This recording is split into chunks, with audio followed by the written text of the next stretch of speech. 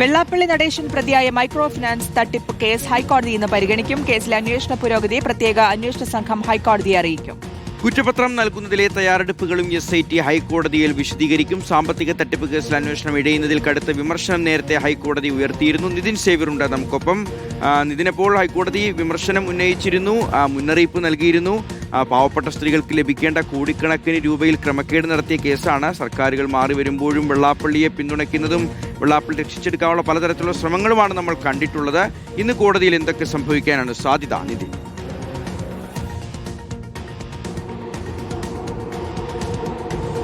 വനിതാ കൂട്ടായ്മകൾക്ക് വായ്പ നൽകാനെന്ന പേരിൽ പിന്നോക്കക്ഷേമ കോർപ്പറേഷനിൽ നിന്നും വലിയ തോതിൽ വായ്പകൾ വാങ്ങി അതിൽ വലിയ സാമ്പത്തിക ക്രമക്കേടുകൾ നടത്തി എന്നതാണ് കേസ്. ഇതിൽ വെള്ളാപ്പള്ളി നടേശൻ അടക്കമുള്ളവരെ നേരത്തെ തന്നെ പ്രതി ചേർത്തിരുന്നു. ഫെബ്രുവരിയിൽ വെള്ളാപ്പള്ളി നടേശനെ ഈ കേസുമായി ബന്ധപ്പെട്ട് ചോദ്യം ചെയ്യുകയും ചെയ്തിരുന്നു. 2016 VS അച്യുതാനന്ദൻ ആദ്യമായി കേസുമായി ബന്ധപ്പെട്ടൊരു പരാതി നൽകുന്നത്. പിന്നീട് വിവിധ പരാതികൾ ഇതുമായി ബന്ധപ്പെട്ട് ഉയർന്നു വരികയും ചെയ്തിരുന്നു. അതിനെ തുടർന്നാണ് ഒരു പ്രത്യേക അന്വേഷണ സംഘത്തെ SIT രൂപീകരിക്കുന്നത്. ഇതിന് SP ശശിധരൻ തന്നെ ഈ അന്വേഷണ സംഘത്തിന് നേതൃത്വം നൽകണമെന്ന്, അദ്ദേഹത്തിന് സ്ഥലമാറ്റം വന്നപ്പോഴും അദ്ദേഹം തന്നെ അന്വേഷണത്തിൽ തുടരണമെന്ന് ഹൈക്കോടതി നേരത്തെ ആവശ്യപ്പെടുകയും ചെയ്തിരുന്നു. പക്ഷേ പിന്നീട് SIT ഇതുമായി ബന്ധപ്പെട്ട് കാര്യമായ പുരോഗതികൾ കോടതിയെ അറിയിക്കുന്നില്ല എന്ന വലിയ വിമർശനം കോടതി തന്നെ ഉന്നയിച്ചിരുന്നു. കൃത്യമായി കോടതിയെ കാര്യങ്ങൾ അറിയിക്കാൻ തയ്യാറായില്ല, അല്ലെങ്കിൽ SP ശശിധരനെ ഈ ചുമതലയിൽ നിന്ന് മാറ്റുമെന്നടക്കം കോടതി അറിയിക്കുകയും ചെയ്തിരുന്നു. ഇതുമായി ബന്ധപ്പെട്ടുള്ള ഹർജിയാണ് ഇന്ന് വീണ്ടും കോടതി പരിഗണിക്കുന്നത്. ഇതിൽ SIT തങ്ങളുടെ നിലപാട് അല്ലെങ്കിൽ ഇതുവരെയുള്ള അന്വേഷണ പുരോഗതി ഹൈക്കോടതിയെ കൃത്യമായി അറിയിക്കും. നേരത്തെ ഒരു കേസിൽ കുറ്റപത്രം നൽകിയിട്ടുള്ള